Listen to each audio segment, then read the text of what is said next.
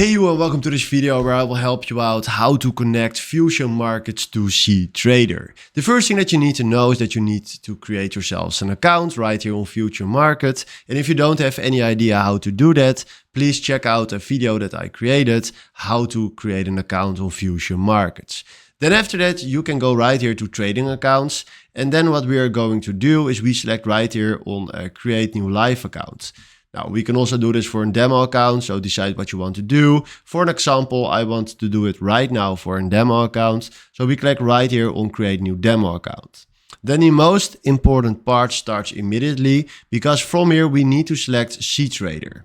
Then we go right here and select the currency that we want to use. So we want to use US dollars. Select here the leverage, select right here how much we want to put on that account. And then we do create account. Oh, my excuse. This is the maximum value.